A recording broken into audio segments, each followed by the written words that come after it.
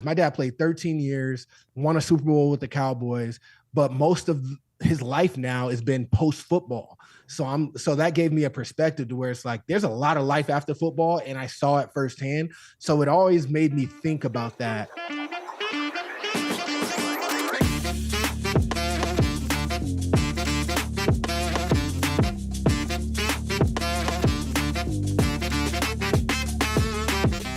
Welcome back to the Finley Capital podcast. My name is Logan Richetti. As always, this podcast is sponsored by the Hard Money Handbook. You can go to www.finleycapital.us to download a copy of the Hard Money Handbook to learn how to use private loans to fund your real estate deals. Also brought to you by the Facebook group Powered by Private. If you want to learn more about how to deploy private capital into deals, that's the group that you want to be in, Powered by Private on Facebook. Also brought to you by LendSafe, lendsafe.us. Underwriting for private lenders. If you are a private lender that needs help underwriting and processing your deals, go to lendsafe.us. We got you covered.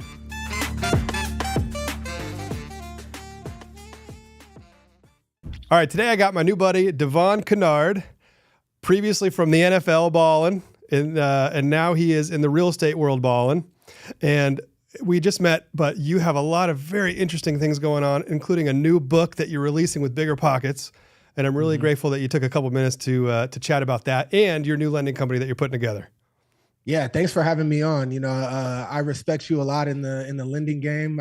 But off camera, I was kind of told you I literally listened to every single one of your episodes, and within like two and a half weeks. So I feel like I know you really well already. I know you still got to get to know me a little bit, but I literally listened to every episode. So I love what you're doing. So you're the guy that listened to the podcast. I knew there was one. Well, speaking of which, I have just started reading your book, Real Estate Side Hustle. And first of all, congratulations on writing a book, because that accomplishment in and of itself is incredible. And also congratulations on working with BiggerPockets, which is the authority in real estate investing in that space. How did you get connected with them? What made you decide to write a book, and how's it going? I think it all ties into how I kind of got started. My kind of start in real estate started in college. I was a top 5 recruit in the nation coming out of college. Me and my good friend, Matt Barkley, we were like 1 and 2 at one point. Both went to USC.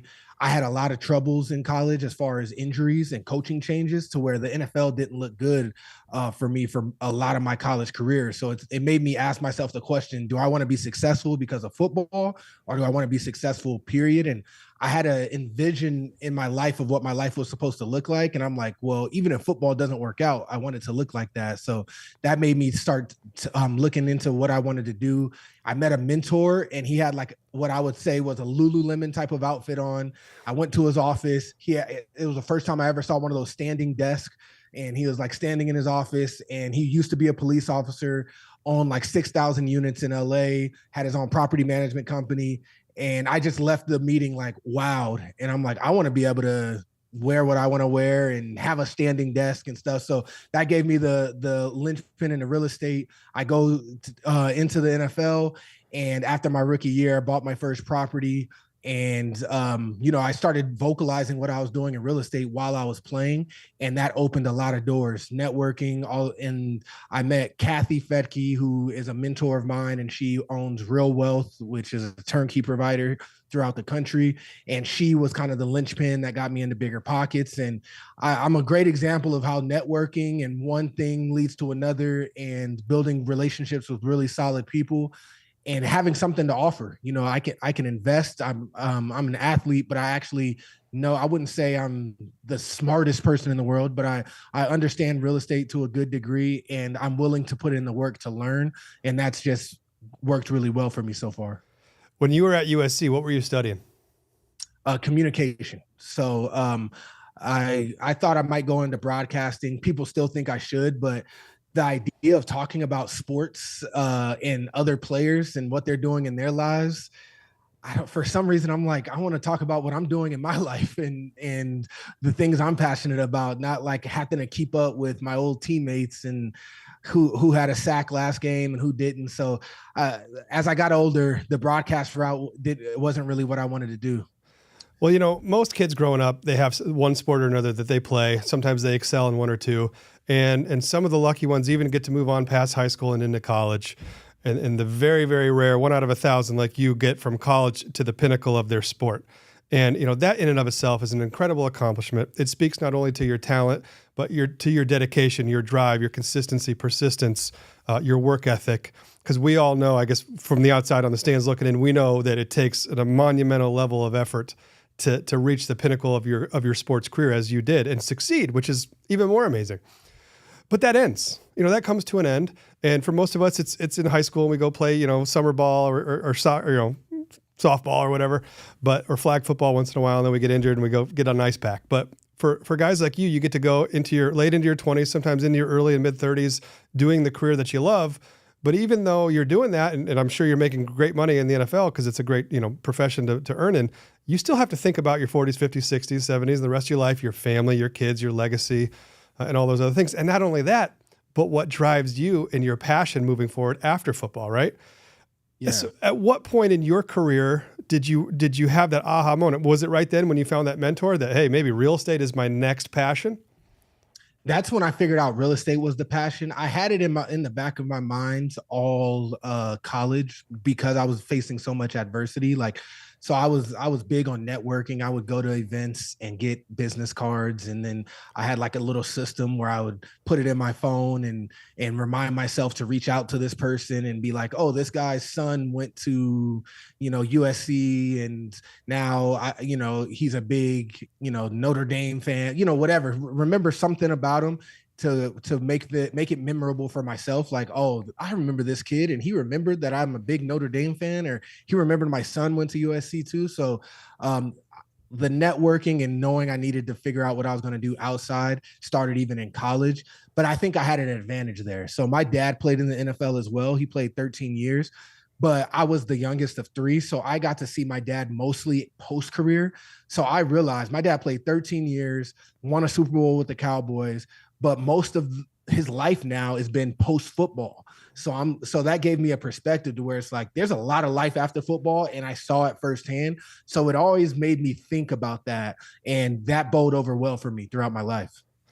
Well, having a priority and a focus on networking in college is way ahead of the game. Most college kids, including myself, unfortunately, did not place any kind of significant value on networking and knowing the right people in the right rooms. It took me many, many years in business to realize the value of doing that. And so I applaud you for seeing that so early. What was it about your upbringing that helped you to realize that getting in rooms with the right people and asking the right people to take you under their wing was going to be so valuable? Was that a football thing, or did you realize that another way? Well, I would always hear like nobody's going to be as interested in you as they are right now. And being an athlete, that resonated so well with me because in high school, I mentioned I was a top 5 recruit in the nation all of high school. College, I'm at USC. So I'm like, I need to kick open as many doors as I can while I have this opportunity. I could get a meeting with dang near anybody. I'm a college kid. I'm interested in what you're doing. I go to USC. Will you take a meeting with me? Will you let me shadow you for a day? So I'm like, let me use it to my advantage so I can open some doors for myself. And that was my kind of perspective on it. Is like, I didn't always know exactly what I wanted to do, but anybody that did anything interesting, anybody that looked successful, I was adding to my phone and building a relationship with.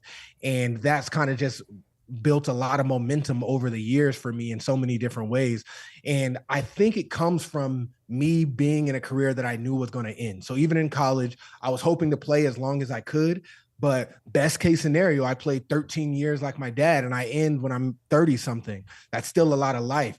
But I connect this to everyday people. And I'm like, it's slower, so you guys try to ignore it more.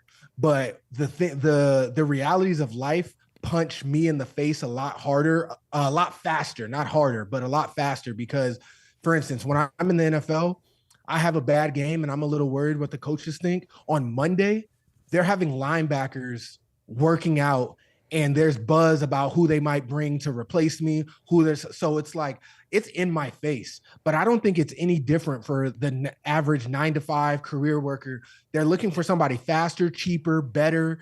Maybe it's technology, maybe it's AI to replace you. But because it's not in your face, like you don't have to go to work on Monday and be like, oh, I see this new person that they're interviewing. So you could kind of like act like it's not reality. I didn't have that option. So it made me accelerate that thinking. But I wish, and I really encourage everyone to have that mindset. I think I remember hearing this in the real estate side hustle book in the beginning chapters, talking about the NFL, not for long, and relating that to the everyday career of the average person. It's not as abrupt of an ending, although it can be, but you slowly decrease your earning power over time and your value to your company over time, and eventually that can lead to layoffs, that can lead to restructuring, and then you're out on your own. So you have to take financial control of your future and your destiny. And I think your book talks about how to do that using real estate as a side hustle. Yeah. Let's go through that a little bit. When you put this book together, who are you writing it for? And what is the intended outcome of reading this book? Well, I think you'll appreciate this a lot, because while I was playing, I only had about 5 to 10 hours a week to work. How I kind of break it down is like, in season, it was 5 hours a week, out of season, 10. And I was put in a position where can I figure out how to invest in real estate with that amount of time, or do I not invest at all?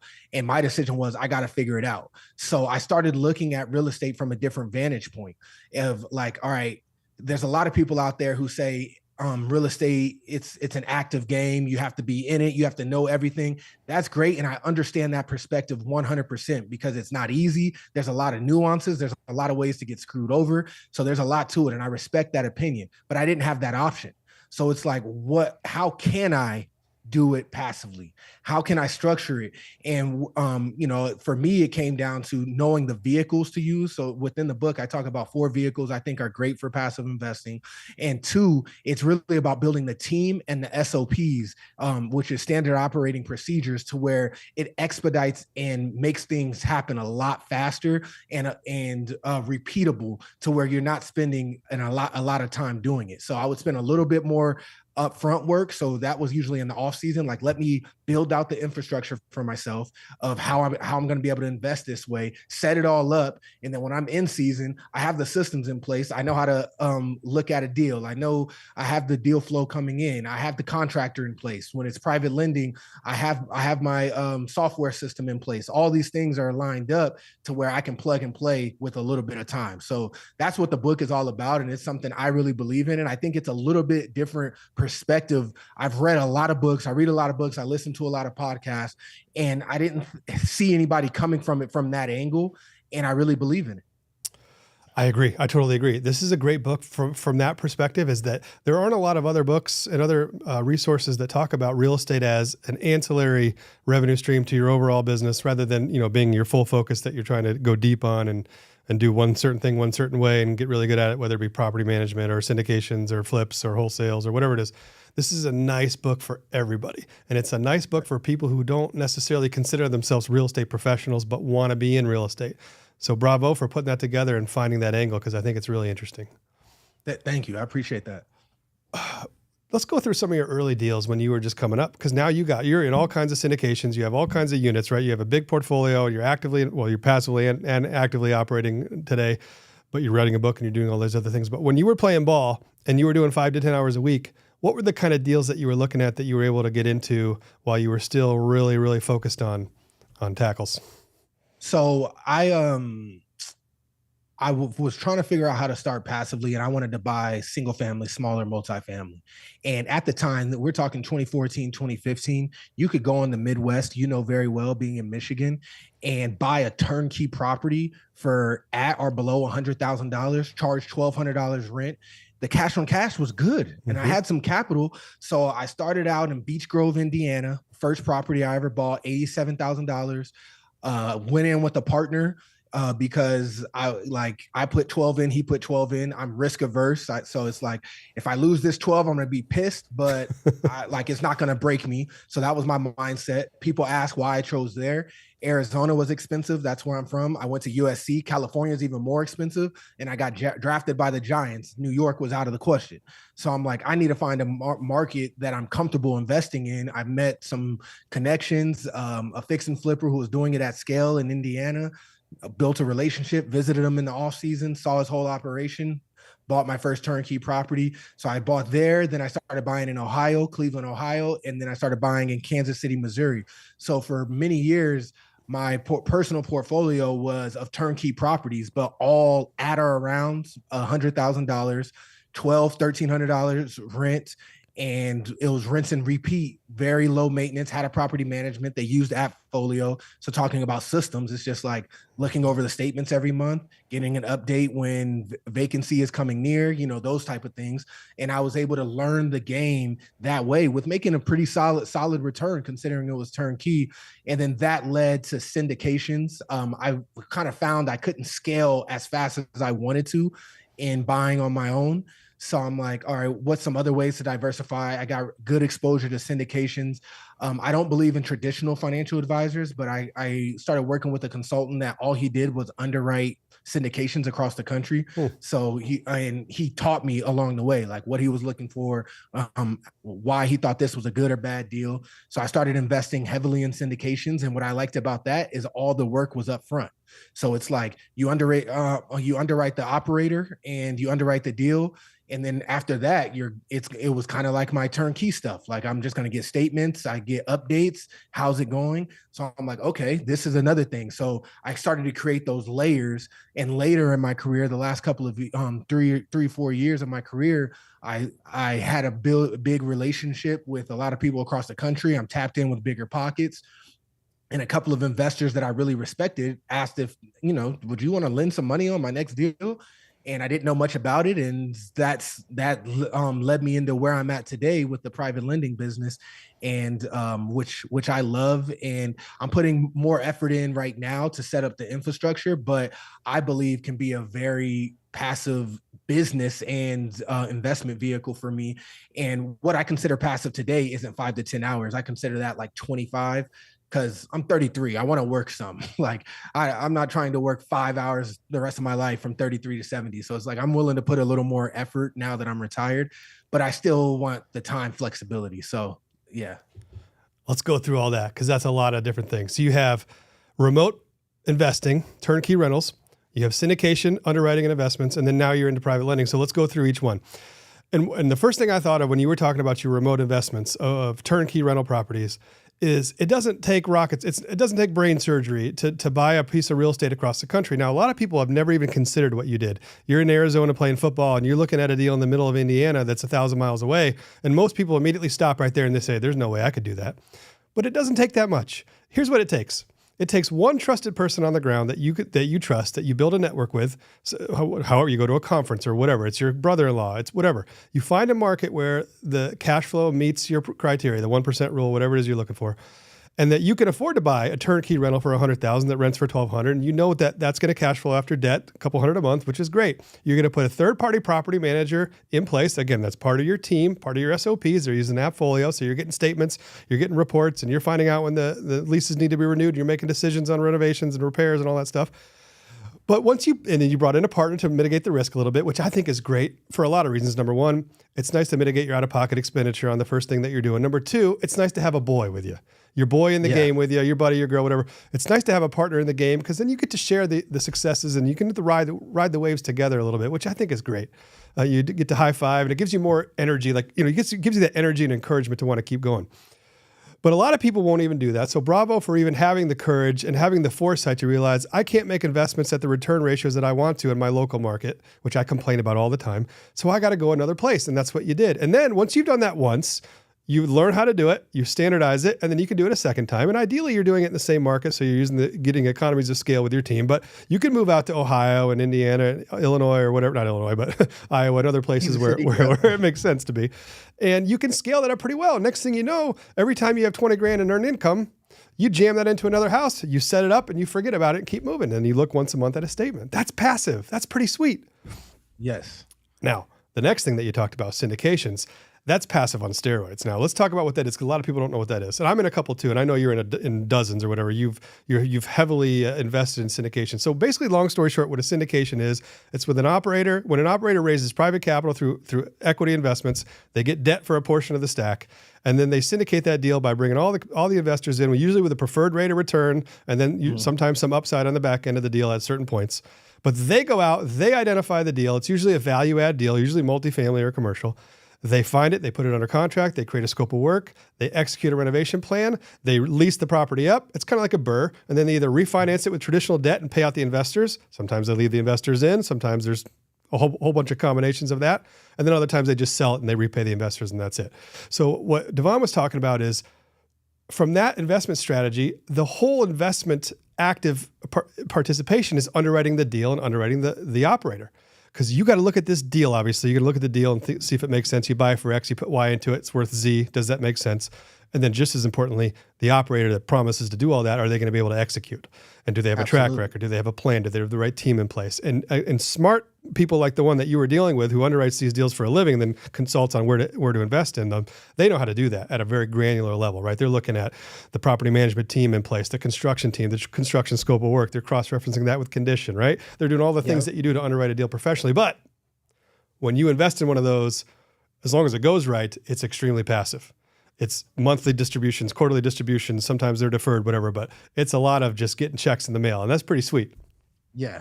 Yeah. And I think a lot of people don't know about it. And then the ones that do, they don't know how to underwrite it. So I was glad and grateful. I was willing to pay the, flat fee I was paying to the consultant because he taught me so much. Like there's things I still have him review because I've done a couple of deals on my own and I'm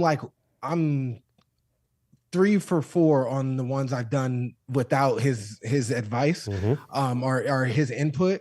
But like really, I've done like 40 with him that he's brought me, and like there's been one shaky out of 40. Wow. But I'm 3, I'm 1 for 4, which so it's like my ratio is like you've more than earned the fee to really evaluate it, how deep you're going.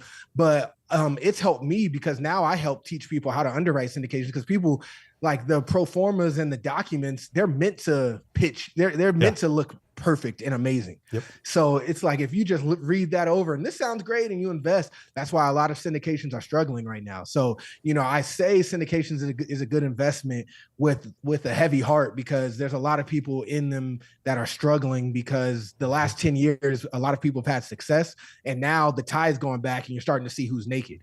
So, learn how to underwrite them and it can be a very good investment, but not every syndication is like great. And I want to make sure I share that for sure. I mean, that's very transparent, honest advice. And 5 years from now, you're going to say the same thing about private lending because you haven't been bit there yet either, but you will. And look, guys, when you invest in real estate, when you invest in a flip, a buy and hold, a wholesale, whatever you're investing in, sometimes they're not going to go right. And when I was early in my investing years in real estate, focused on real estate, I thought you don't lose in real estate. It just never happens. And maybe I didn't lose for a long time, so I thought I never would. But eventually, you're going to lose money on a deal. Hopefully it's a little bit, and hopefully you learn a lesson and you can move on and continue from there. But I think what Devon's talking about with syndications is a lot of these syndications are based on assumptions, and a lot of the assumptions are based on future interest rates from the banks. And in the last couple of years, they've doubled, in some cases. So you're underwriting the value of that property as a ratio of its net operating income, right? And then they apply a cap rate to there, and all that inverts and goes up and down depending on a lot of factors, one of which is the interest rates, the cost of capital in the deal. And obviously, the higher the cost of capital to an investor on a syndication, the lower the value for that property. So when you're underwriting a deal to be worth X based on X% interest rate of long-term debt when you're done with it, and that interest rate doubles, the value of that syndication after repair value shrinks. And that dilutes the returns and can eventually, at a certain level, can cut into the equity, the principal of the deal. And that's where the equity investors, who are the syndication investors, they get hit first before the bank does, because they're on the top of the debt stack where the bank is on the bottom. And so I think we're just getting into the weeds here, but the importance of underwriting the deal is critical in everything, but in syndications it's even more. And what you made a great point about, you don't even need to read the proposals they give you. You basically rip them up and start from scratch because you got to look at what it really is. And one good way to underwrite, we're going to talk about underwriting now because we're going into private lending, which is all underwriting. Yeah. You got to basically look at the deal through your own set of eyes. What could I buy this for? What does it need? And what will it be worth when I put in what it needs? And then how hard will it be to achieve the assumptions on the back end that we're underwriting to hope that they work out? And then if you feel good about the operator, that they've had a track record of doing it before, you feel good about the assumptions, you're pretty sure the rents are going to go from $800 to $1,200, you're pretty sure it's going to be $5,000 per door renovations, not $8,000 per door. If you're good on those numbers, that takes away a lot of the risk. Is the plan looks like it's going to work. And then you get a nice return. Sometimes you get upside, from the equity splits in the back end. So your blended rate of return comes out to be sometimes 20+% IRR, right? I mean, they're pretty good investments when they work out. So, and if you're diversified across 40 and 39 of them are doing okay, you're in a pretty good spot. I think some of those are going to bite, some of those are going to do better and worse. But at the end of the day, that's a really interesting way to be a passive investor. And someday in the future, when I get a little bit older and a little bit wiser and a little bit richer, I'm going to be all over in syndications, underwriting them really well, and just enjoying times with my kids. It's a great strategy for sure. All right, let's talk about your next strategy, because now you're in building mode and you're in growth mode, and your approach. I've only known you a little while, but I am blown away by your approach. And when I say approach, I'm talking about the way you're learning and putting together systems and putting together best practices by taking bits and pieces of established operators like Finley Capital, like hard money bankers, like your other mentors out in Seattle. And you're taking all this knowledge, you're plugging it into your own system. So what is your vision for your lending company now and in the future? What are you trying to achieve? So I was thinking about this heavily, and I kind of reverse engineer what I want to build to. I'm not in a rush. I don't have to do it tomorrow, but I would like at some point in time to always have a $10 to $20 million out on the street at any given time. And if I'm lending primarily in Arizona moving forward, which I've lent in a couple of different markets, we can dive into why I might be transitioning. But I've doing the math. Let's say, I think it could be higher, but let's say the average loan amount is around $400,000. It could be much higher than that, but let's go with that average. I want to have $10 to $20 million and 25 to 50 loans out at any given time on a consistent basis. And that would more than put me at the cash, the income I want for myself personally, to be able to pay the couple of people that help me, well, to where I can get some people really good, have it consistent, and to where I can continue to grow. I'm making enough money to sustain the lifestyle I want for my family, and I making enough to continue to reinvest in my own properties or to plug back into the lending business. And so that's kind of my goal and my vision that I've set. And because of the position I'm in through the NFL and my other investments, I'm not in a rush to where I have to get there next year. So I've been spending this year really learning and building the infrastructure out as much as I can. And I want to take the next step, probably maybe next year sometime. Maybe I'll hire a coach. Maybe it's you. Maybe I join the Hard Money Bankers crew, whatever. But I started out, I was like, there's enough free information out there and relationships I can build. So there's 4 people I've lent on essentially. First one was Lend to Live. It's a BiggerPockets book. Beth Johnson and her co-writer, and they're out of Seattle. Incredible book that helped me build the framework. That was the first private hard money person so I read a book, consumed all the information that she put out on social media, everything, reached out to her personally. And I found that when I've actually done my research, I actually know what I'm talking about. She's been willing to help me a ton. So built a great relationship with her. Then I have a good friend, James Dannard. He's a fix and flipper himself at scale, but he is a partner in a hard money lending business in trust in Seattle. And he's been instrumental. He's taught me a lot. He does a lot of equity splits with some of his deals on the side, where he'll get some equity portion. So that was something I never realized. And then that led me to Hard Money Bankers and listened to every single one of their podcasts and reached out to Jason. I'm hopping on their podcast next week and building a relationship with those guys. And then which ultimately led to you.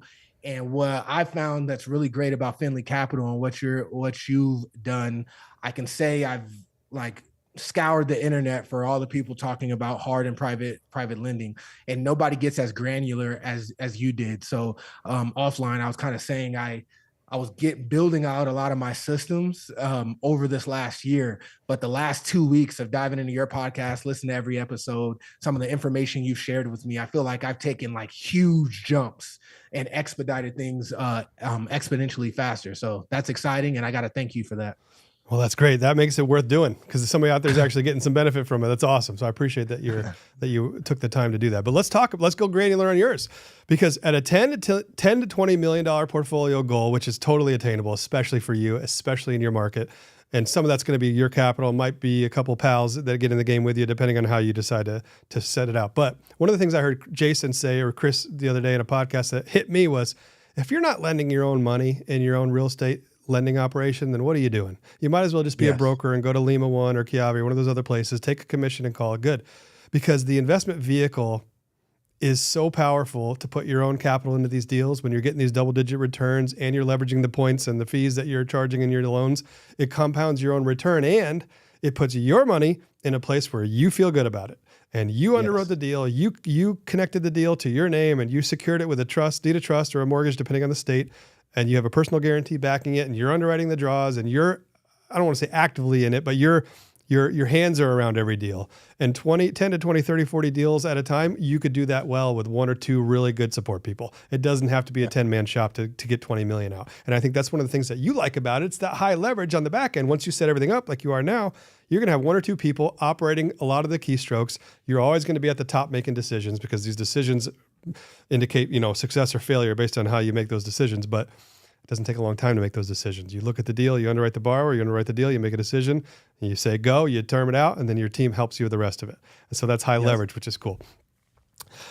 The other thing that you're doing well and that a lot of new private lenders need to do better, frankly, is they need to protect themselves at the beginning. They need to put good systems and good procedures into place at the beginning. And I can say that after 300 plus loans because I didn't do it well at the beginning and nobody does. Right.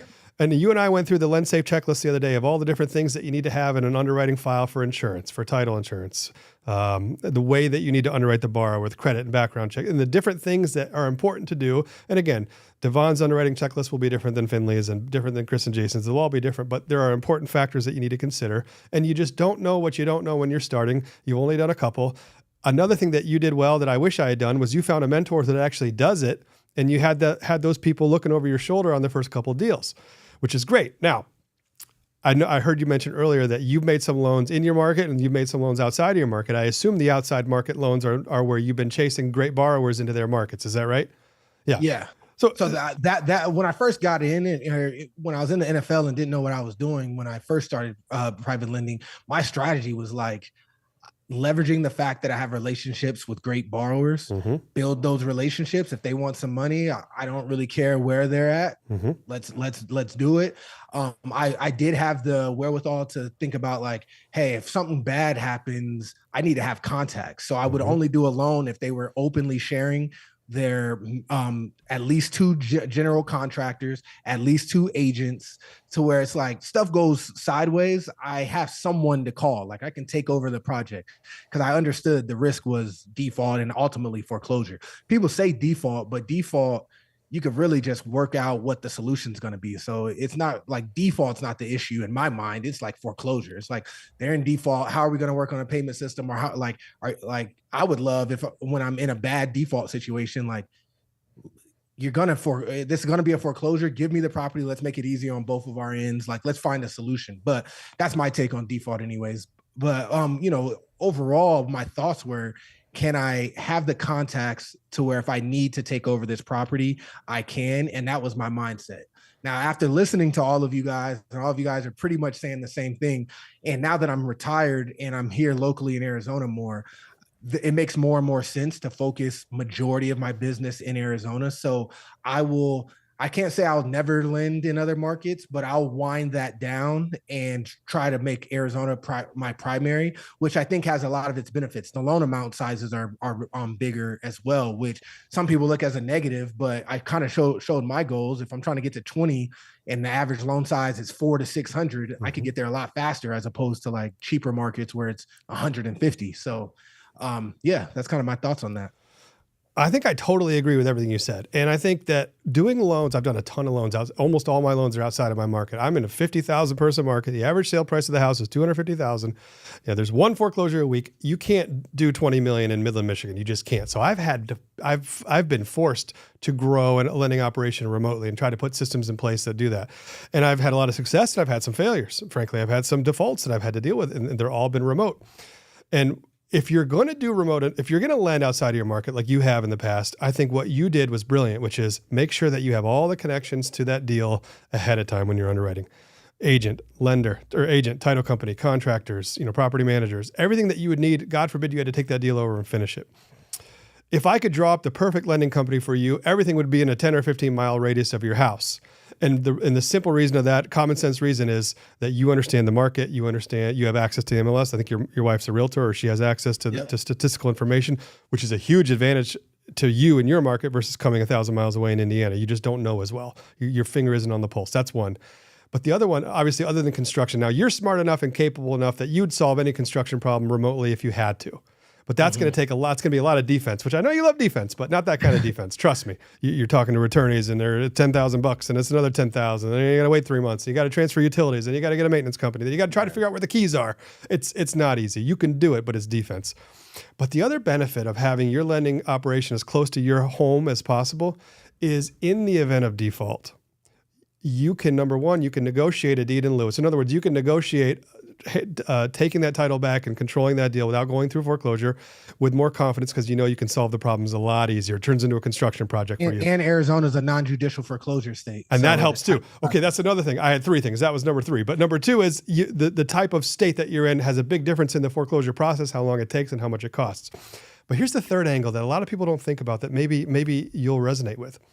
Today in 2024, it is tough to write a private loan that is competitive against a hard money loan from a nationwide lending company. And you're going to be competing with those because they're going to be writing deals at rates and fees that you don't want to write and at leverage that you don't always want to write.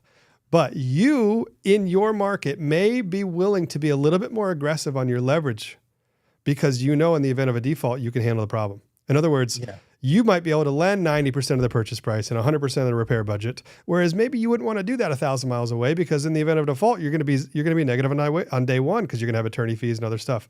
But in your own local market, if you have to take that property back, you're going to be fine. You're still going to come out okay, or your losses, if any, are going to be mitigated down to a low level.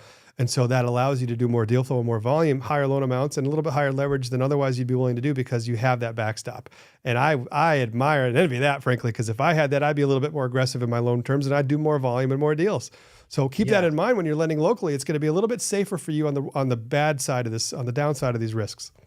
Yeah, and I think that's why I've kind of doubled down on okay, I do need to make Arizona my focus because my wife being an agent, there's extra revenue there. She'll end up listing the property if we had to go through foreclosure. There's a lot of bonuses. I have a couple of good friends who are GCs themselves. One just renovated, fully gutted an Airbnb property we have in Tempe, Arizona. Fully gutted it in 4.5 weeks. Wow. Gutted new kitchen because he owns a kitchen and bathroom company and he had his subs in. So it's I have to go through that process. Not only do I feel like I have the contacts to take over the job, I feel like I can get it done for a fair price in a fast amount of time and have another revenue source with my wife listing it and being the list. So it's okay, there's opportunities. There's opportunities here that protect me even more. So that's it. I think that's why I'm kind of really doubling down. And I hope to get to the point where it's a no first anywhere out of state, and I have to be convinced otherwise. It's just building up the marketing side up to that point, which I'm starting to do on social and everything. But my main focus has been building the operations first, so I can start ramping up. So I'm kind of building the operations while still dabbling with the marketing. I got my newsletter going. I'm putting stuff online, but it's not my number one focus yet. I'm trying to get this ironed out by the end of the year. And then 2025, I'm going all in on marketing. I'm going to go to all the local events and double down that way. I love it. I love what you're doing. I get so excited watching you building your own company, and I just admire the heck out of you for being so aggressive and so proactive. When you're in Arizona and you're doing deals locally too, if you have a default situation, you're going to have 10 or 15 other operators that you're currently lending to. You could pick up the phone and say, "Hey, I got a project for you. I'm going to fund it for you at a discount to solve my problem. I'm going to give you a break on the fees, and then here's another great deal that has skin in it has meat on the bone still." And I heard you recently talking about that in another one of your episodes, and I'm I didn't even think about that. That's another great, another exit strategy that I didn't even think about. Yeah, I've done that a couple of times when I had a deal where I've had multiple deals in a market and I have a buyer defaulting or having a problem, whatever, divorce or getting underwater or whatever. You just call up one of your other clients and say, "Hey, I got a great deal. It's got some meat left on the bone. I'm willing to write a new loan. I'm willing to fund it a little bit differently than I normally would because I got to get out of the problem." And so that's a benefit for that guy or that gal to take on a project with favorable terms. And I solved my problem. And the other thing that can happen too, one of your mentors did it, you mentioned it earlier, is you can start once you have a good reputation and your borrowers have a good track record with you. You've exited a couple of deals. You've seen how they perform. You see the way they send in their draw requests, the way they manage their projects. You can go to some of them and say, "Hey, how would you like an equity partner with some debt? And what that looks like is you guys come up with some kind of arrangement, a joint venture arrangement, a partnership, whatever you call it, however you structure it. And then Devon's lending company brings most of the debt, if not all of it, and you guys share in the upside as well. And what that does is that catapults your return on your capital, because now you're getting some equity on the back. And it also mitigates your foreclosure risk, because you, my friend, are the title holder. So you don't have to foreclose on yourself. If the other guy doesn't perform, then you have a joint venture agreement and he's in default. I didn't think about that part. Wow. Yeah. Well, you know what? I just closed on 2 of those today. And so I was signing as the lender and signing as the borrower at the same time. But, I'm not going to foreclose on that deal because it's me. So yeah. And I'm not going to operate that deal either because my partner's going to. So there's going to be an upside on the back end if it's successful. But either way, Finley Capital is getting the points and the fees on the front end. So the deal is taking care of that. And I'm in control of the whole thing. And there's no chance that I'm going to have to go through a $20,000 or $25,000 foreclosure process, which helps me to sleep at night. Yes. Boom. Wow, that's incredible. Let's talk about your Instagram, which is also incredible. You have a heck of a following. Congratulations. How did you build such a substantial Instagram following? Could you give a guy with 1,000 followers some tips? Well, one, I got a few sacks while I was playing in the NFL, so that probably helped. No doubt. My following has shifted a lot though, because obviously it was mostly football fans. And then probably about 4 or 5 years into the league, I started posting a lot more content about real estate and stuff. So that makes me lose some followers. Like some people were there just to see football content and me, my highlight videos and stuff like that.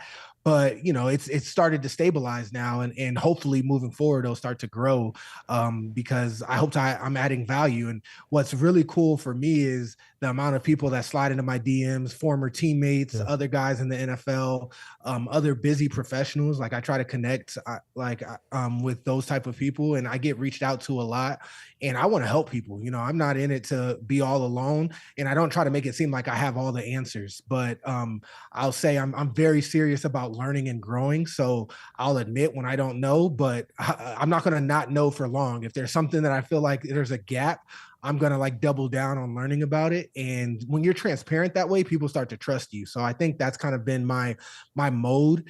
And then there's a lot of people online selling stuff, and that's never going to be my motto. I don't think it would be genuine with my background anyways, but just personality wise, it doesn't fit me as well. I want to give as much for free, and I'll benefit in other ways. We'll do business together some way.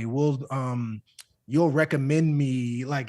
I'm more into it that way because there's a lot of gurus online who are really making more like the lion's share of their money from their courses and from the masterminds and all that.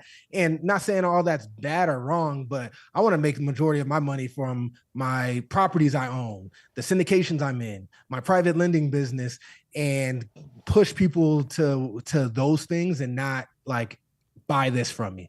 I think you could relate because you've been giving out a ton of free information. Never seen somebody give out as much free stuff as you have. So I think you're probably aligned in that. Well, first of all, listening to you, I feel the same way about you. You have a very generous, giving heart. I've noticed that in the brief time we've known each other.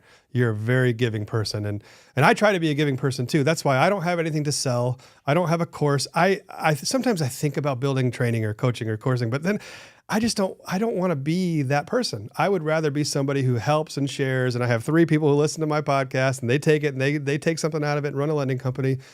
Look at now, I'm now pals with you and you're pals with me just because of that. You don't have to make $1 on that kind of transaction for it to be valuable in the long run. So, and I think people do find more genuine approach to content and putting out. You do a lot. You're in there all the time on Instagram. I'm getting notifications. You're doing private group things, and you're doing posts and inspirational stuff and tactical stuff. And it's very interesting to follow and watch. You don't necessarily have to put a product or a course behind that, just because you could. You know what I mean? There's something really special about being able to log on and see another message from you and some motivational thing or some tactical thing you can take away and not feel like there's a sales pitch behind it, because that kind of ruins the whole experience, So good for you. And maybe someday you will. You're selling a book, so that's good. But that's fair, right?